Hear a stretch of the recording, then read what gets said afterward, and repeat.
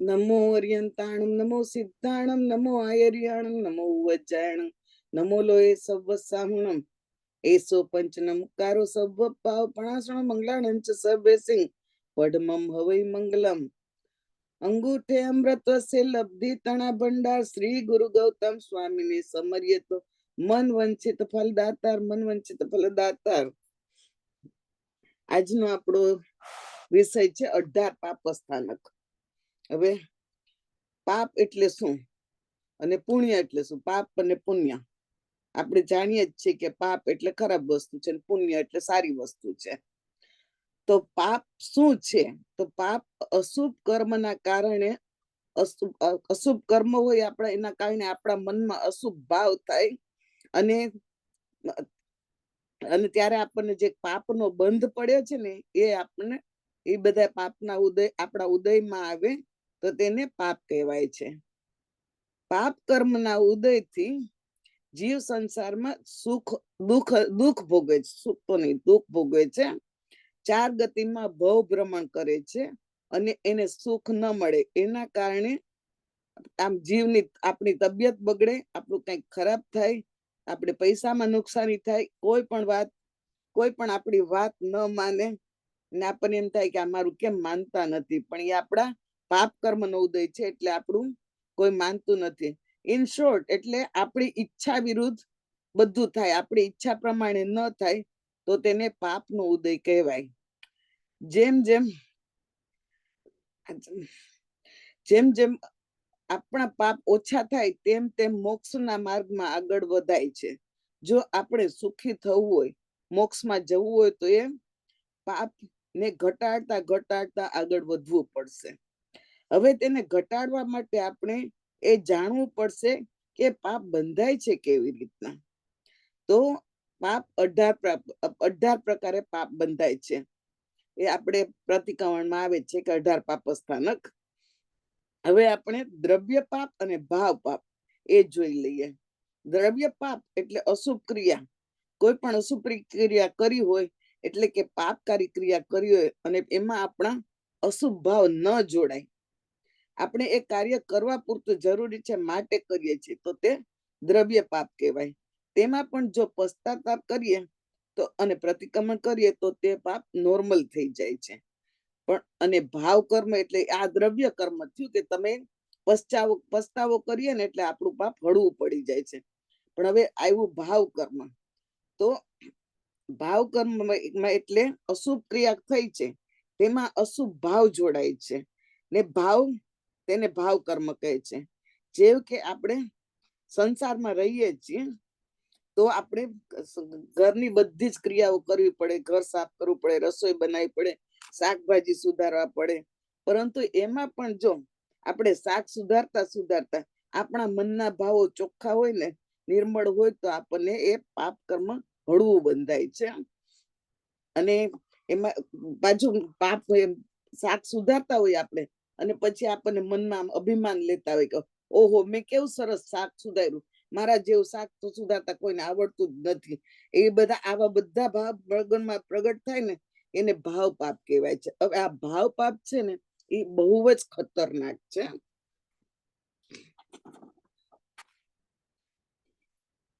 હવે 4-5 છોકરાઓ છે શેરીમાં રમતા હોય છે અને એમાં એક છોકરાએ બીજા છોકરાને માર્યો. એનો આ એક્ઝામ્પલ છે કે ભાવ કર્મ કેવી રીતના શું શું કરીએ તો 5-6 છોકરાઓ રમતા હતા, એમાંથી એક છોકરાએ બીજા છોકરાને માર્યું અને પછી તરત જ એને એમ થયું કે મેં આને ખોટું માર્યું, એટલે એની પાસે જઈ અને સોરી કહી દે કે ભાઈ મેં તને ખોટું માર્યું, માફ કરજે મને. તો એ દ્રવ્ય પાપ થયું. પરંતુ જો એ છોકરાને મારે અને પછી તાલીઓ પાડે ને ઠેકડા મારે, ઓહો હો મેં આને માર્યું ને મેં કેટલું સારું કામ કર્યું છે ને, તો એ ભાવ પાપ થયું, એ ખરાબ પાપ થયું. તો પાપને ઘટાડવાના છે, છોડવાના છે, તો પહેલા જાણવું પડશે કે પાપ કેવી રીતે બંધાય છે. પાપના 18 સ્થાન છે પાપ બંધાવાના. એ 18 પ્રકારે બંધાય છે જે પ્રતિક્રમણમાં આવે છે. તેમાં પહેલું છે પ્રાણાતિપાત. પ્રાણાતિપાત એટલે કોઈ પણ જીવની હિંસા ન કરવી, તેને પ્રાણાતિપ કહે છે. જીવાતિપાત કેમ ન કહેવાય? કારણ કે બધી જ ઇન્દ્રિયો છે તેમાં જો પ્રાણ ન હોય તો તે નકામી છે. તેમાં પ્રાણ ભરાય તેથી જ શરીર આપણને કાન મળ્યા છે, પરંતુ તેમાં પ્રાણ ન હોય તો આપણે સાંભળવાના નથી. આપણને 9 પ્રકારના જીવોની હિંસા ન કરવી જોઈએ. 9 પ્રકારના જીવોની હિંસા ન કરાય. પૃથ્વીકાય એ 9 પ્રકાર કયા છે?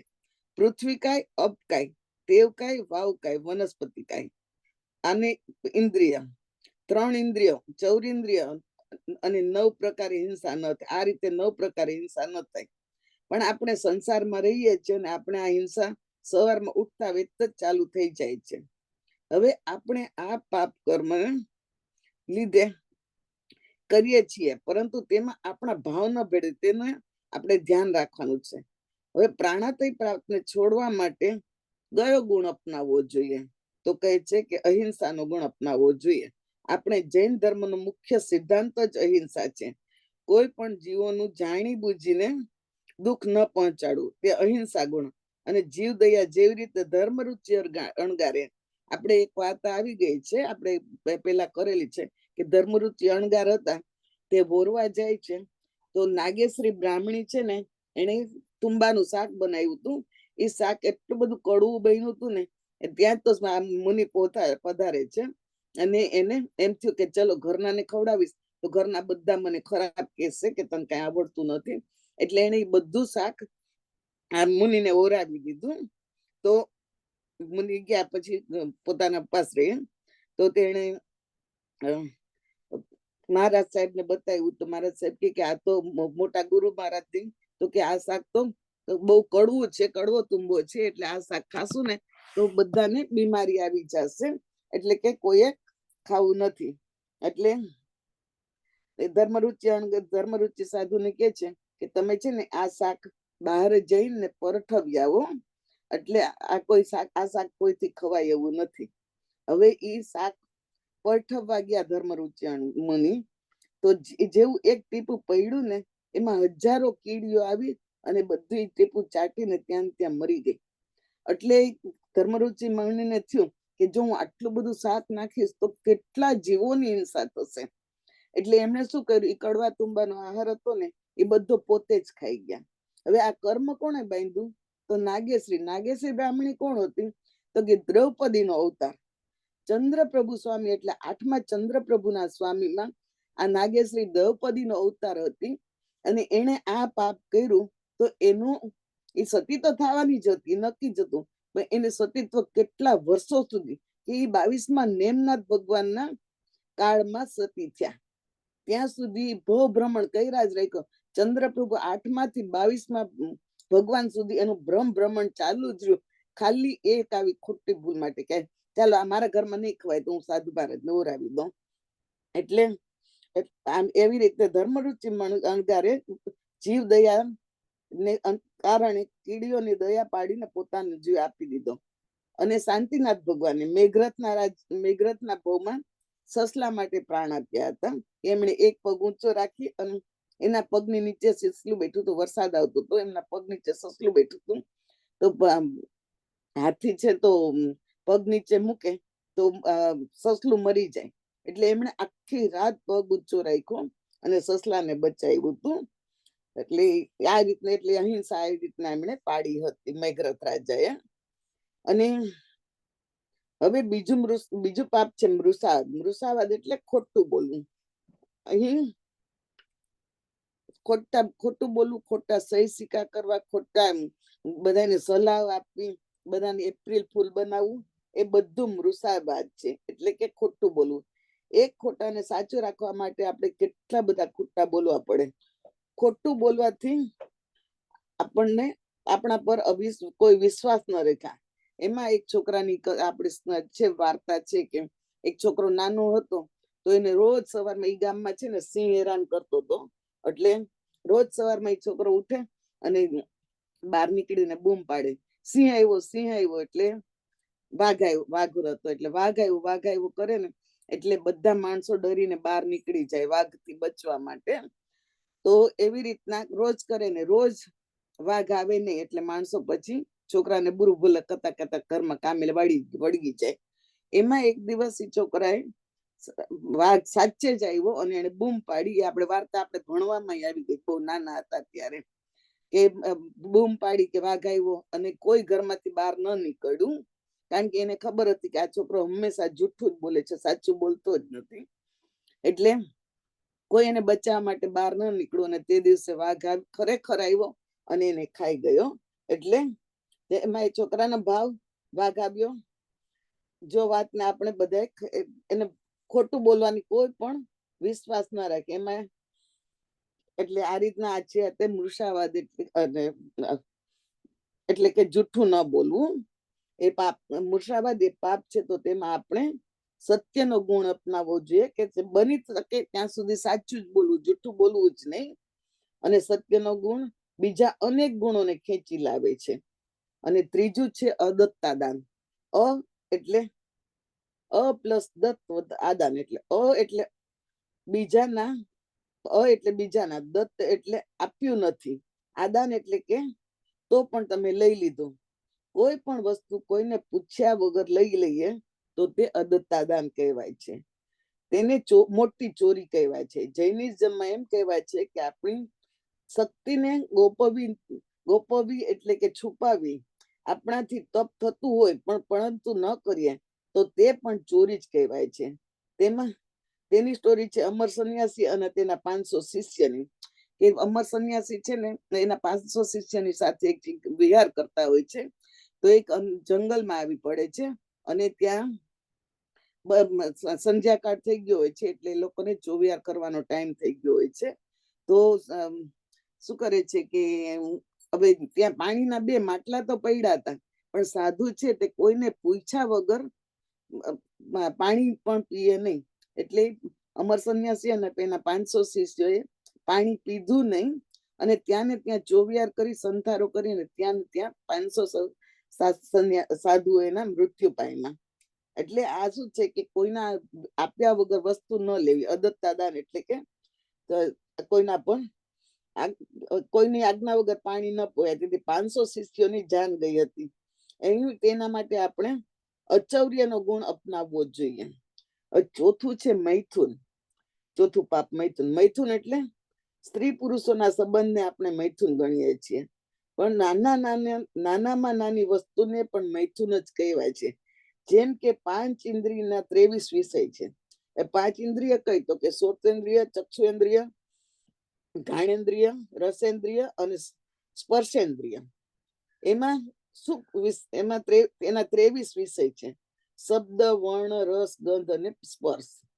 હવે ટોટલ 23 થશે. હવે જીવ અજીવ મિશ્રણ. જેમ કે હું બોલું છું એટલે શબ્દ એટલે શું કે હું બોલું છું, તે જીવ થયો. અને હું જીવ છે અને ટેબલ નો અવાજ આવે છે તે અજીવ છે. તો એ જીવ અને અજીવ થયું અને તેને અજીવ કહેવાય. જીવ અને અજીવના જોડાણથી જે શબ્દ બને કે હું બાંસુરી વગાડું છું એટલે હું જીવ છું, બાંસુરી વગાડું છું તે અજીવ છે. અને બાંસુરીનો જે અવાજ આવે છે તેને મિશ્ર કહેવાય. એટલે અને મૈથુન એટલે મૈથુન એટલે કોઈ પણ વસ્તુમાં આસક્તિ ભાવ રાખવો. હવે શ્રોતેન્દ્રિય. શ્રોતેન્દ્રિયમાં હરણનું દ્રષ્ટાંત છે સાંભળવા માટેનું, કે હરણનું દ્રષ્ટાંત છે કે હરણ છે ને તે હરણને મ્યુઝિક સાંભળવું ખૂબ જ ગમે. એટલે મ્યુઝિક સાંભળતો હોય છે ને મ્યુઝિકમાં લીન થઈ જાય છે ને અને શિકારી આવી અને એનો શિકાર કરી જાય છે. એટલે એમ કે આકર્ષણ ન રાખવું જોઈએ. હવે બીજું છે પતંગિયાન. અને વર્ણ એટલે વર્ણના આકાશ વર્કણ છે જેને પતંગિયો છે એની સામે દીવો સળગાવેલો છે. હવે દીવાને આમાં અંદર લાલ, લીલા, પીળા, બ્લુ કલર થતા હોય. પતંગિયો એને જોઈ અને એને તરફ આકર્ષાય અને એની બાજુમાં જાય અને જેવું બાજુમાં જાય એવું પતંગિયું બળીને ભસ્મ થઈ જાય છે. એટલે આ પતંગિયાનો રાગ છે દીવા તરફ અને ઓલી લાઈટો તરફ કે કલર તરફ. એટલે એને દ્રષ્ટિનો દોષ કહેવાય. અને ત્રીજું છે ભમરાનું. એટલે ઘાણેન્દ્રિય એટલે સુગંધનું. તો ભમરો છે ને કમળમાં આસક્ત બની જાય છે અને કમળની ઉપર બેસી અને સુગંધનો લાભ આનંદ માણે છે અને બેઠો જ રહે છે કમળની અંદર. અને સાંજ પડે કમળ બંધ થઈ જાય પણ ભમરને ખબર નથી કે આ કમળ બંધ થઈ જશે, એટલે ભમરો એની અંદર બંધ થઈ જાય છે અને મૃત્યુ પામે છે. એટલે આ એનો રાગ થયો, એટલે રાગ એટલે મૈથુન થયો. અને અને સ્પર્શેન્દ્રિય એટલે કે ભેંસ છે તે પાણીમાં ભેંસને પાણીમાં બેસવું, ઠંડા પાણીમાં બેસવું બહુ ગમે, અને તે ઠંડામાં પાણીમાં બેઠી હોય છે અને મગર આવી અને એને ખાઈ જાય છે.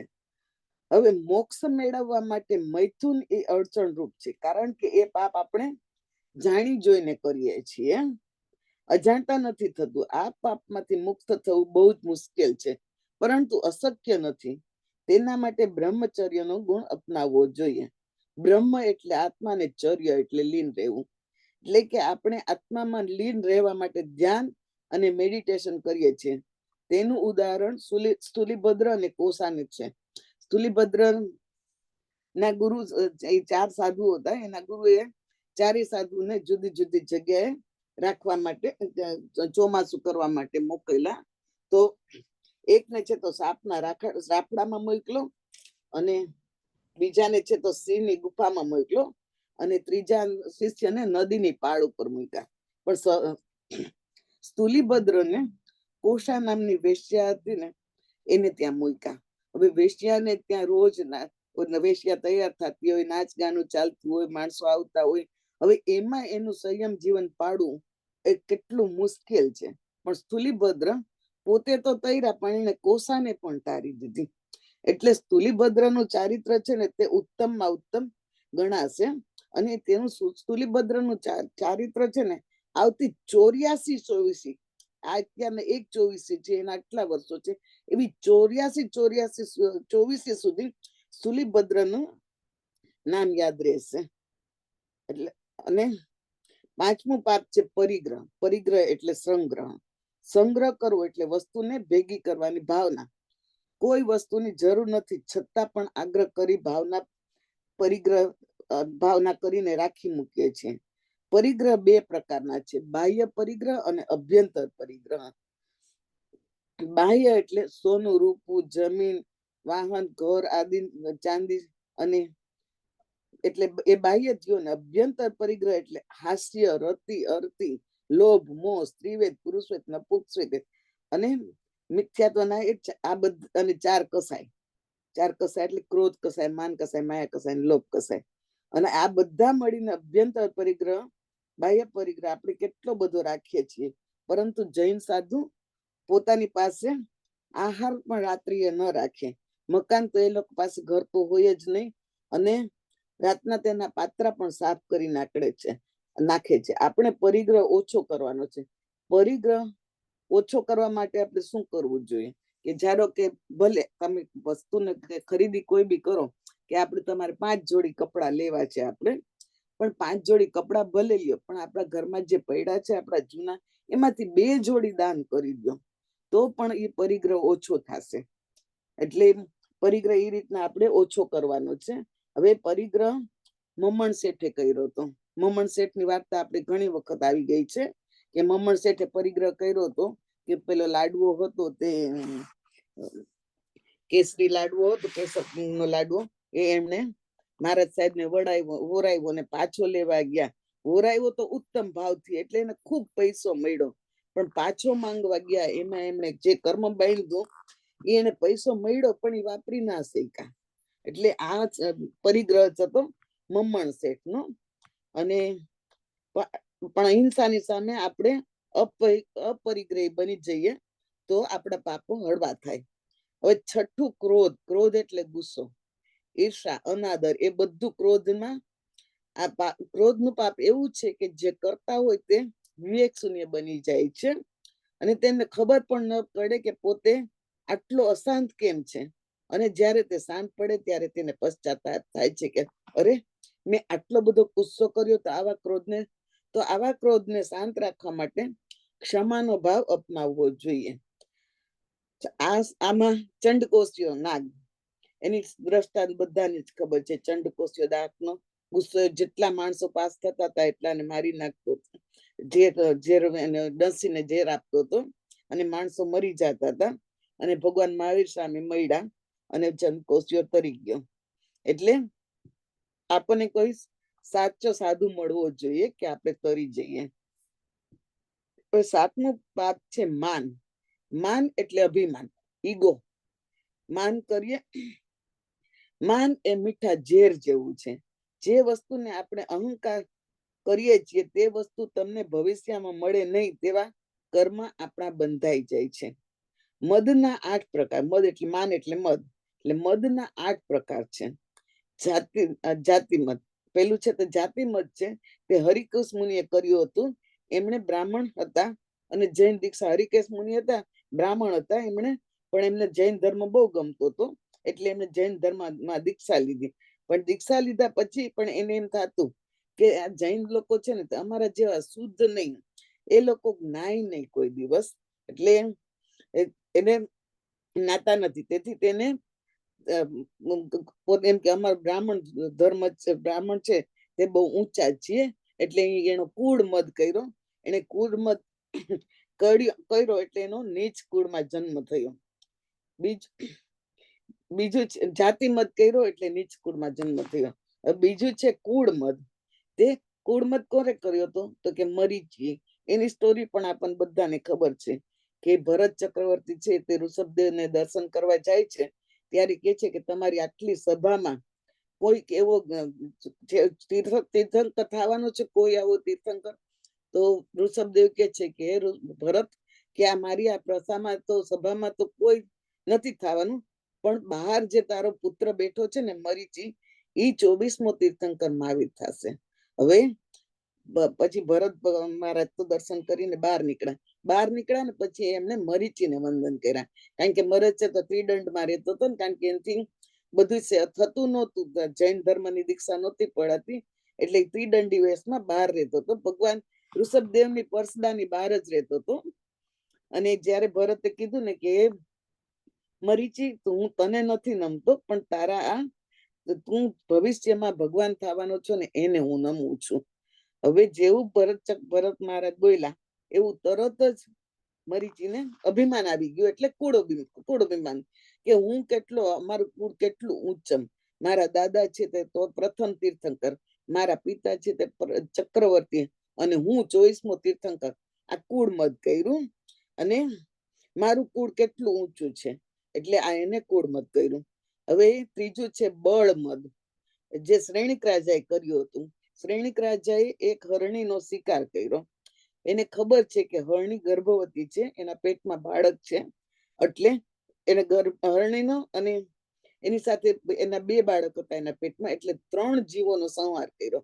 સંહાર કરીને પણ પછી પણ ખૂબ ખુશ થયા કે મારા જેવો કોઈ બળવાન નહીં, મેં તો એક જ બાણમાં 3 શિકાર કર્યા. એટલે એ શ્રેણિક રાજાએ કર્યો. એટલે શ્રેણિક રાજા મરીને 7મી નરકમાં ગયા હતા. પછી તેની બધી વાર્તા આવે છે કે પુણ્યા સાનવક આગળ સામાયિક માંગવા ગયા હતા, અને પછી કપિલા દાસી આગળ દાન કરાવ્યું ને, પણ એ કશું એમને કામ આવ્યું નહોતું ને 7મી નરકમાં ગયા હતા. એટલે અને ચોથું છે રૂપમદ. રૂપમદ કોણે કર્યું હતું તો કે સનક ચક્રવર્તીએ, કે પોતે એક અરસામાં જોવે છે અને કે છે કે મારા જેવો રૂપાળો કોઈ નથી, એને એવું અભિમાન કર્યું એટલે એનું રૂપ કુરૂપમાં બદલાઈ ગયું. 5મું છે તપમદ. તપમદ કોણે કર્યું હતું તો કે તપમદ કુરગુડુ મુનિએ કર્યું હતું. કે કુરગુડુ મુનિથી આપણે બધા એ વાત સાંભળેલી છે, એમનાથી ઉપવાસ નહોતા થતા, એટલે એમને પેટમાં કોઈ એવી જાતનો રોગ હતો કે એને જમવું જ પડે. દીક્ષા લીધેલી હતી, સાધુ છે ને કોઈ દિવસ સંવત્સરીના દિવસે જમે નહીં, પણ કરગડુ મુનિ છે તેને તો જમવું જ પડે, એટલે એ ગુરુની આજ્ઞા માંગે છે. અને ભાઈઓ, સાધુ ભાઈઓને પૂછે છે કે હું ઓરવા જાઉં છું. પછી ગોચરી ઓરીને ખાલી એક જ વસ્તુ, ખાલી ભાત જ લઈને આવે છે. અને ભાત પછી ગુરુને બતાવે છે. તેના શિષ્યો બધા સાધુ ભાઈઓ છે જોવે છે ને બધા પાત્રાની અંદર, ભાતની અંદર થૂકે છે કે અરર તું કેટલો પાપ્યો છો ને તને આજે સંવત્સરીના દિવસે ખાવું છે ને. એટલે પણ આ મુનિ છે તે એને શું કર્યું કે એને એમ માન્યું કે આમ કરગડુ મુનિએ કે આ તો મારા ભાઈઓનો તપનો મને પ્રસાદ મળ્યો છે, એટલે પ્રસાદ માની અને ખાઈ ગયા, અને કરગડે મને તપ તરી ગયા અને શિષ્યો છે તે બધાય ને મોટું કર્મ બાંધ્યું. એટલે અને છઠ્ઠું છે જ્ઞાન મદ. જ્ઞાન મદ સ્થુલીભદ્ર એ કર્યું હતું, પોતાના જ્ઞાનનો મદ કર્યો હતો ને પોતાની બંને શિષ્ય સાધ્વી હતી ને એને એમને શું કર્યું કે ઓલા સિંહનો વેશ ધારણ કર્યો અને સિંહનો વેશ ધારણ કરીને ગુફામાં ગયા ને તો બંને સાધ્વી બહેનો ડરી ગયા. એટલે એને પોતાનો જે જ્ઞાનનો એને બોલો હતું ઈ એને દુરુપયોગ કર્યો. એટલે એટલે સાધ્વીજી બહેનો સિંહ રૂપ લઈને બહેનોને ડરાવવામાં ગયા તો એમને તે પાપ બાંધ્યો, આમ મૈથુન પાપ, પરિગ્રહ પાપ બાંધ્યો. હવે છઠ્ઠું છે લાભ મદ. લાભ મદ શુભમ ચક્રવર્તીએ બાંધેલું હતું કે એની પાસે 6 ખંડ એને જીતી લીધા હતા, પણ પછી વધારે ખંડો જીતવાનો લોભ કર્યો તો તે પણ એનું પાપ બંધાઈ ગયું.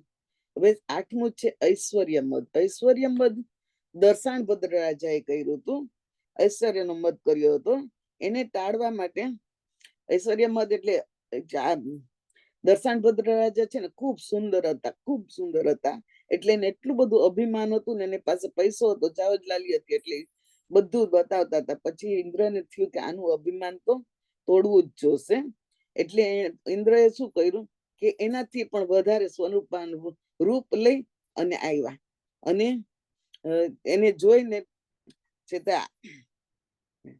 દર્શાણભદ્ર રાજા છે ને તે એને જોવે છે અને વિચાર કરે છે કે હવે આ તો બધા ઇન્દ્ર છે, એટલે ઇન્દ્રની સામે તો મારું રૂપ કાંઈ નથી, મારું ઐશ્વર્ય કાંઈ નથી. એટલે એમણે ત્યાં ને ત્યાં પંચમુષ્ટિ લોચ કરી અને દીક્ષા લઈ લીધી, એટલે એ તરી ગયા. હવે 8મું છે માયા. માયા એટલે કપટ, કપટ, છળ, પ્રપંચ. માયા એવું પાપ છે કે જેથી તિર્યંચ ગતિમાં જવાય છે અથવા તો સ્ત્રી વેદનો કર્મબંધ થાય છે. તો માયાને ઓછી કરી તે પાપમાંથી મુક્ત થવું હોય તો આપણે સરળતાનો ગુણ અપનાવવો જોઈએ. જો જમીન ઊંચી નીચી હોય તો કચરો કરવો વાળવો હાર્ડ પડે, પણ જો જમીન સરખી હોય તો પછી સહેલાઈથી કામ પતી જાય છે. એવી જ રીતના જીવનમાં પણ પરિવર્તન સહેલાઈથી આવી જાય છે. જેમાં મલ્લીનાથ ભગવાનની વાર્તા છે, જે આપણે બધાને જ ખબર છે કે એમણે 6 મિત્રો સાથે દીક્ષા લીધી હતી અને મિત્રો બધા સાથે જ તપ કરતા હતા. એમાં મલ્લીનાથે એક દિવસ બધાએ ઉપવાસ પારણું કરવાનું હતું, તે દિવસે એમણે બધાને કીધા વગર ઉપવાસ કર્યો. એટલે આ એને માયા કરી, કપટ કર્યું, એટલે એનો સ્ત્રી વેદમાં ઉત્પન્ન થયો. નહીં તો ભગવાન કોઈ દિવસ સ્ત્રીમાં ઉત્પન્ન ન થાય, પણ એને ભગવાન કર્મ બાંધી લીધું હતું કે ભગવાન થવાના છે, પણ આ ખાલી સ્ત્રીના કપટ કર્યું ને એના હિસાબે સ્ત્રીના અવતારે, નહીં તો પછી કોઈ દિવસ સ્ત્રી તો કોઈ દિવસ ભગવાન થાય જ નહીં. એટલે હવે મલ્લીનાથમાં એ તો થઈ ગયું ભગવાન મલ્લીનાથ, અને બાકીના 6 મિત્રો રાજા બન્યા. એ માયા એ શલ્ય છે, પણ હવે એ શલ્ય એટલે શું? શલ્ય એટલે કાંટો. શલ્ય 3 પ્રકારના છે, માયા શલ્ય, નિયાણ શલ્ય ને મિચ્છાદંશનમ શલ્યમ. શલ્ય એટલે જેમાંથી આપણને દુઃખ થાય છે, પીડા થાય છે, આપણને કાંટો વાગે તો દુઃખ લાગે છે, દુખે છે આપણને, જે આપણને સૂળની જેમ ભોકાય છે તેને શલ્ય કહેવાય છે. માયા શલ્ય એટલે હૃદયમાં કપટ ભાવ રાખવો. માયા શલ્ય એટલે આપણાથી કેવા કોઈ પૈસા વાળા હોય તેના થવાની ઈચ્છા રાખવી, તેને નિયાણ શલ્ય કહેવાય. કારણ કે આપણે નિયાણું બાંધી કે આટલો પૈસા વાળો છે તો હું પૈસા વાળો થાવ તો, એટલે એને મિચ્છાદંશનમ શલ્યમ એટલે સુગુરુ સુદેવ સુધર્મ ઉપર શ્રદ્ધા ન રાખવી અને અસત્યનો આગ્રહ રાખવો.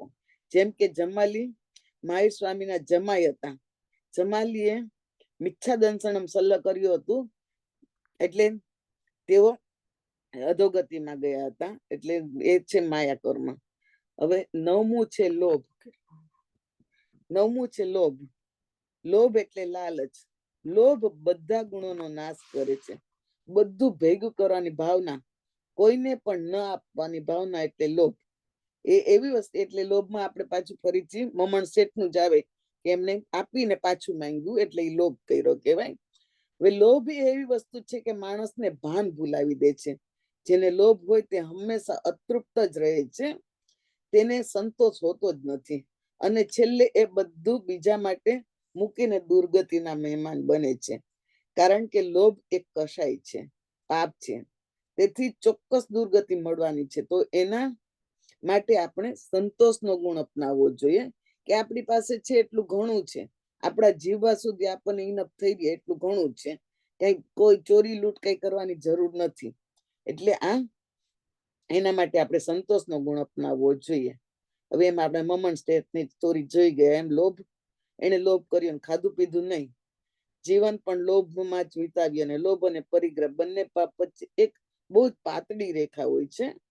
લોભ એટલે જે વસ્તુ નથી તેની ડિમાન્ડ કરવી, તે પામવાની ઈચ્છા, એ લોભ. અને પરિગ્રહ એટલે જે વસ્તુ છે તેને પકડી રાખવી, છોડવી નહીં, તેનો આગ્રહ કરવો તે પરિગ્રહ છે, તેનો સંગ્રહ કરવો તે પરિગ્રહ છે. હવે 11મું રાગ, 10 અને 11, 10મું રાગ અને 11મું દ્વેષ, એ બંને કર્મ સાથે છે. એટલે રાગ અને દ્વેષ એટલે શું? રાગ એટલે વસ્તુ પર વસ્તુ ગમવી, અને એ વસ્તુ, દ્વેષ એટલે વસ્તુ ન ગમવી. 5 ઇન્દ્રિયના વિષયમાં આસક્તિ ભાવ ગમવું ને રાગ, અને 5 ઇન્દ્રિયના વિષય પર અણગમો હોય એ દ્વેષ કહેવાય છે. 5 ઇન્દ્રિય એટલે આપણે આગળ જોઈ ગયા તેમ સ્તોતેન્દ્રિય, ચક્ષુેન્દ્રિય, ઘાણેન્દ્રિય, રસેન્દ્રિય અને સ્પર્શેન્દ્રિય. એમાં વર્ણ 5 છે. આ 5 ઇન્દ્રિય ના 23 વિષય પર આપણે આસક્તિ ભાવ હોય છે. જેવી રીતે કાનથી સારું સાંભળવું ગમે છે, આમાં આપણે હરણની સ્ટોરી જોઈ કે નાકથી સારું સૂંઘવું ગમે છે, જેમ કે ફૂલ, પરફ્યુમ આદિ. જીભથી સારું ખાવું ગમે છે, અને સ્પર્શથી વસ્તુ આપણને ગમે છે તેને પર આસક્તિ ભાવ રાખો, તેને રાગ કહેવાય છે. અને જે વસ્તુ, જેમ કે કાનથી કર્કશ અવાજ નથી સાંભળવો ગમતો, આંખથી સારું જોવું નથી ગમતું, એવી રીતે આ 5 ઇન્દ્રિયોના જે વસ્તુઓનો અણગમો થાય તેને દ્વેષ કહેવાય છે. હવે રાગ અને દ્વેષથી બચવા માટે આપણે સંભાવ રાખવો જોઈએ. એમાં આપણે જીત શત્રુ અને સુબુદ્ધિ રાજાની, સુબુદ્ધિના પ્રધાન, એની એક કથા સ્ટોરી છે, આપણે કદાચ સાંભળી હશે. તો જીત શત્રુ રાજા અને સુબુદ્ધિ પ્રધાન એક દિવસ ગામમાં ફરવા નીકળ્યા હોય છે, અને ક્યાંક સુગંધ આવે તો રાજા ખુશ થઈ જાય કે ઓહો કેટલી સરસ સુગંધ છે, અને ગટર પાસેથી પાસ થાય છે તો રાજા નાક બંધ કરી દે છે, કેટલી દુર્ગંધ છે. હવે એનો પ્રધાન સુબુદ્ધિ નામ જ એટલે બહુ હોશિયાર હતો. એને શું કર્યું કે રાજાને મારે સમજાવવું તો જોશે કે સુબુદ્ધિ ખરાબ વસ્તુમાં સુગંધમાંથી પણ સારી થઈ શકે છે. એટલે એને શું કર્યું કે પોતાના ઘરે ગયા, અને પછી છે ને ઘરે 7 માટલા મંગાવ્યા, અને 7 માટલાને એકબીજા ઉપર રાખ્યા. સૌથી પહેલા માટલામાં એને પેલું ગંદુ પાણી ગટરનું હતું ને તે લઈને ભર્યું, અને એમાંથી 7 દિવસે જરતું જરતું એ પાણી બીજા માટલામાં આવી ગયું, એમાં થોડોક ગંદકી પેલા માટલામાં રહી ગઈ. એવી રીતના 7 દિવસના 49 દિવસે ઈ પાણી એટલું શુદ્ધ થઈ ગયું ને કે પાણી અમૃત જેવું થઈ ગયું. હવે ઈ પાણી લઈ અને સુબુદ્ધિ પ્રધાન છે તો રાજા પાસે રાજ દરબારમાં જાય છે, અને રાજાને કહે છે કે રાજન, આ પાણી જો કેવું છે, અમૃત જેવું મીઠું છે. એટલે રાજા ચાખે છે તો કે છે, અરે વાહ, આ તો બહુ જ મીઠું પાણી છે, કે આવું તો પાણી આપણે ક્યાંય નથી. તો કે રાજન, તે મેં જે ગટરમાં જોઈને આ નાક બંધ કર્યું હતું ને, એ ગટરનું આ પાણી છે, કે એનું શુદ્ધિકરણ કરીને આપણે, એટલે સ્મેલ નથી ગમતી, અને તેથી આપણે બધું સમજાવે છે.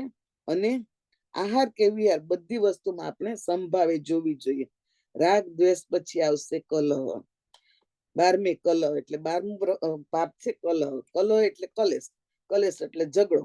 નાની નાની વાતોમાં આર્ગ્યુમેન્ટ કરી, કોઈ સાથે આપણો ઝઘડો થયો તે પછી આપણા ભાવ કેવા હોય છે, તે પછી આપણું મન અશાંત હોય છે, ક્રોધ હોય છે, ક્રોધ આવે છે. તો જે જગ્યાએ આપણને ક્રોધ આવવાનો હોય તે જગ્યાએથી મૌન રાખીને નીકળી જવું જોઈએ, અથવા તો શાંત થઈ જવું જોઈએ. એ પરિસ્થિતિને સંભાળી શકીએ તો કલન તો કલહની સામે આપણે શાંતિ અને મૌનનો ગુણ અપનાવવો જોઈએ. તેના પછીનું પાપ છે અભ્યાખ્યાન, એટલે કે કોઈના ઉપર ખોટું આડ ન ચડાવવું. બીજાનો વાંક દેખાય વગર જાણી અજાણી આપણે નિર્ણય પર આવી જવું કે આ વસ્તુ મારી ખોવાઈ છે, તે જરૂર આણે જ લીધી હશે. હવે ગયેલી વસ્તુ પાછી તો આવવાની નથી, પણ આપણે ખોટું આડ ચડાવી પાપ બાંધીએ છીએ. તો તે માટે આપણે સ્વીકાર ભાવ રાખવો જોઈએ કે ચાલો મારી વસ્તુ ગઈ, ખોવાઈ ગઈ તો કાંઈ વાંધો નહીં, જે વાપરે તે સુખી થાય. એવો ભાવ આપણા મનમાં આવે તો આ પાપ કર્મ ઓછું ભાવ કર્મ બંધાય, દ્રવ્ય કર્મ બંધાય, ભાવ કર્મ ન બંધાય. હવે 14મું આવ્યું પૈસોન્ય. પૈસોન્ય એટલે ચાડી ચુગલી કરવી, બીજાના અવગણ બોલવા. બીજાને કોકે તમને વાત કહ્યું, આપણને વાત કહ્યું કે આ વાત તમને જ કહું છું, બીજા કોઈ નથી કહેતી, એ જ વાત આપણે જઈને બીજાને કહીએ, એ ચાડી ચુગલી તો આપણને બધાને ખબર છે. ટૂંકમાં નારદ વૃત્તિ. હવે આવું આપણી પાસે છે તો એમાં આપણે ગુણ અપનાવવો જોઈએ કે સામેવાળાની પ્રશંસા કરવી જોઈએ, તેના ગુણોના વખાણ કરવા જોઈએ. ઋષભદેવ ભગવાનના 100 પુત્રોમાંથી 98 પુત્રએ દીક્ષા લીધી હતી, અને તેમાં પછી ભરત અને બાહુબલી 2 દીક્ષા નહોતી લીધી. પછી બાદમાં બાહુબલી દીક્ષા લે છે, પણ એને પોતાના નાના ભાઈઓને પગે ન લાગવું પડે એટલે તે જુદા રહે છે. અને પછી એની બેન આવે છે બ્રાહ્મણ સુંદરી, અને એને બોધ આપે છે કે તું તારો આ ભૂલીશ નહીં ને તો તું એમ કે તારું સાધુ પણ લેખે નહીં ગણાય. એટલે તરત જ એને જ્ઞાન આવે છે ને પગ ઉપાડે છે બહેનોને. તેને કેવળ જ્ઞાન થતું જ નથી, તો બહેનોને પગે લાગવા માટે થઈને જેવો પગ ઉપાડે છે એવું ત્યાં ને ત્યાં તેને ભૂલીને ત્યાં ને ત્યાં કેવળ જ્ઞાન થાય છે. એટલે અને 15મું છે પર પરિવાદ, એટલે બીજાની નિંદા કરવી, વાંધા બચકા કાઢવા. સામે સારું, મોઢા સામે આપણે સારું, તમે તો બહુ સારા, બાર સારા, તમે આમ ફર્યા નથી ને, આ હાવ આવી જ છે ને. આપણે કરતા હોય છે, ઘણા કરતા હોય છે, હું પોતે કરતી છું. એટલે એને પર પરિવાદ કહે. પર એટલે બીજા, પરિવાદ એટલે વિષય પણ કાંઈ બીજા માટે કાંઈ પણ બોલવું, પર પરિવાદ. એટલે મારી જ વાત સાચી છે તેને પર પરિવાદ કહે છે. તેના માટે આપણે ગુણ અપનાવવો જોઈએ અનુમોદનાનો, કે આપણે કોઈ તપ કરે તો તેની અનુમોદના કરીએ છીએ, તેવી જ રીતે અહીં પણ અનુમોદનાનો ગુણ અપનાવવો જોઈએ. દાખલા તરીકે ગોસાળો પ્રભુ પાસે જ્ઞાન લીધું અને પછી એક જ વિચાર્યો એમ માનવા લાગ્યો કે હું જ ભગવાન છું, એમ બોલીને એને ભગવાન મહાવીરને વગોવ્યા હતા. તેથી તેનાથી શું થયું, એને ભગવાન ઉપર તેજોલેસ્યા છોડી. તેજોલેસ્યા એક એવી વસ્તુ હોય કે જે તમારી પાસે આવે એટલે ગળું કાપી જ નાખે એવી, એટલે તલવારથી પણ વધારે ધારદાર હોય છે. તો ગોસાળાએ ભગવાન ઉપર તેજોલેસ્યા છોડી, પણ તેજોલેસ્યાનું શું થયું, ફરતી મહાવીર સ્વામીને આમ મોઢા પાસે ચડી જઈ અને ગોસાળાનું જ ગળું કાપી નાખ્યું. એટલે પણ તેને લેસ્યા ભગવાનને ફરતીને ગોસાળા પર જ આવી અને 7 દિવસમાં ગોસાળાનું મૃત્યુ થયું. આ છે પર પરિવાદ. અને હવે 16મું પાપ આવે છે રતિ અરતિ, એટલે કે રતિ એટલે ગમવું, અરતિ એટલે અણગમવું. આપણને શું ગમે છે, શું નથી ગમતું, તો સંસારના કામો ગમે છે અને ધર્મના કાર્યો નથી ગમતા. કંટાળો આવે છે, તેમાં ક્યાંય સ્થિરતા નથી રહેતી, કારણ કે આપણને તે વસ્તુ ઓછી ગમે છે. ધર્મ ગમે છે, તેથી આપણે પ્રિય ધર્મ થઈએ, દ્રઢ ધર્મી નથી. આપણને ધર્મ ગમે છે, આપણે બધા દર રવિવાર સામાયિક કરવા ભેગા થાય છીએ, એટલે આપણે પ્રિય ધર્મી છીએ, પણ આપણે દ્રઢ ધર્મીય નથી. તેથી પ્રિય ધર્મી છીએ, તે ધર્મ રાખે છે, તેથી ગમે છે તેથી કરી લઈએ છીએ, પરંતુ દ્રઢતા પૂર્વક નથી કરતા. આપણે એમાં છૂટ લઈ લઈએ છીએ અને તેમાં સ્થિરતા નથી રહેતી, તેથી તેને કહેવાય રતિ અરતિ. તેના કારણે આપણામાં આર્ત ધ્યાન, રૌદ્ર ધ્યાન વધે છે. તેમાં માટે સ્થિરતાનો ગુણ અપનાવવો જોઈએ. કે મેઘકુમારે જેમને દીક્ષા લીધી પરંતુ તેની સ્થિરતા ન રહી, તો મહાવીર સ્વામીએ તેને બોધ આપ્યો અને જાતિમાં હવે આ મેઘકુમારની સ્ટોરી પણ આપણે જોઈ ગયા છીએ કે એને દીક્ષા લીધી પણ પછી એને દીક્ષા ગમતી નહોતી, એમ કે મને નાવું નથી મને આવી રીતના ખાવાનું નથી, જે હોય તે મળે તે બહાર માંગીને ખાવું પડે છે, એવું બધું એને થતું હતું. એટલે માહિર સ્વામી સમજી ગયા કે આની દીક્ષામાં સ્થિરતા નથી. એટલે માહિર સ્વામીએ શું કર્યું કે એને યાદ કરાયું, જાતિ સ્મરણ જ્ઞાન થયું. એટલે આ મેઘકુમાર છે તે મેઘરથ રાજાના ભવમાં, એને હાથીનો ભવ હતો ને, હાથીના પગ નીચે જે સસલું હતું, અને એમણે આખી રાત સસલાની રક્ષા માટે થઈને એનો પગ ઊંચો રાખેલો અને ત્યાં મૃત્યુ પામેલો હાથી. એટલે કે તું કે આખી રાત હાથીનો પગ તો કેટલો ભારે હોય, તો કે તું આખો પગ તારો ઉભો રાખી અને એટલે એને યાદ કરાવે છે ને, એટલે મેઘકુમારને જાતિ સ્મરણ જ્ઞાન થાય છે. અને તેથી પેલો મેઘરથ રાજા છે તે સંયમમાં દ્રઢ બન્યા છે. હવે 17મું પાપ છે માયા મોસો. માયા અને મોસો એ બંને અલગ અલગ પાપ છે. માયા એટલે કપટ અને મોસો એટલે જુઠ્ઠું બોલવું. એટલે કે કપટ સહિત જુઠ્ઠું બોલવું, ષડયંત્રો રચવાની, લોકોને છેતરવા, ગમે તેમ કરીને પોતાનું કામ કરી લેવું, અને એને માયા મોસો કહેવાય છે. કારણ કે હું છળ કપટ કરીને પણ કોકની પાસે મારું કામ કરાવી લઉં, એને માયા મોસો કહેવાય છે. અને આ પાપ એટલું બધું ખતરનાક છે, તે બધા બંનેમાં એમાં પાછા બે, એટલે માયા અને મોસો એ બંને ભેગા મળે એટલે આપણને કેટલું નુકસાન થાય તેની કલ્પના પણ આપણે કરી શકતા નથી. તેથી એના માટે આપણે સત્ય અને સરળતાનો ગુણ અપનાવવો જોઈએ. હવે 18મું પાપ છે મિથ્યા દંસણમ સલ્લમ. મિથ્યા એટલે મિથ્યાત્વ, દંસણમ એટલે દર્શન, અને સલ્લમ એટલે શલ્ય.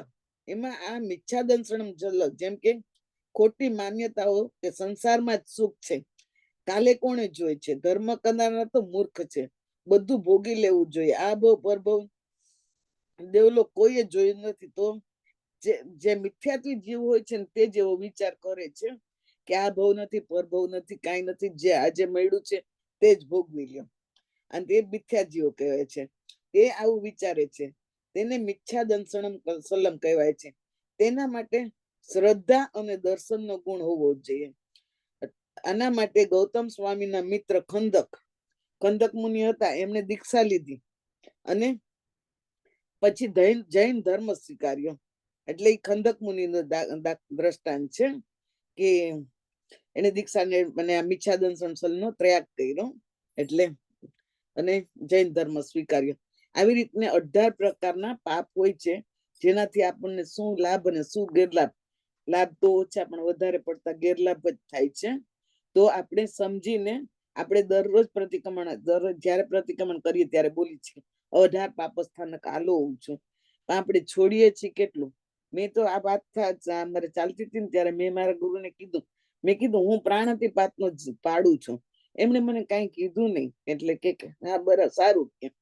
પછી જયારે એમણે વાત કરીને કે આપણે સવારમાં ઉઠી અને ચૂલો સળગાવીએ અને એમાં કેટલા ઝીણા જીવજંતુ બેઠા હોય છે, એ તમે પહેલી આગ પ્રગટાવી એમાં બધા બળીને ભસ્મ થઈ ગયા. એટલે કે મને કીધું ને કે તું એ પાપ કરે છે, પણ એમ કે પાપ થઈ જ ગયું ને મારું. એટલે મને સમજાય જ ગયું કે ના, હું એ પ્રાણાતિપાતનો ગુણ મેં હજી અપનાવ્યો નથી.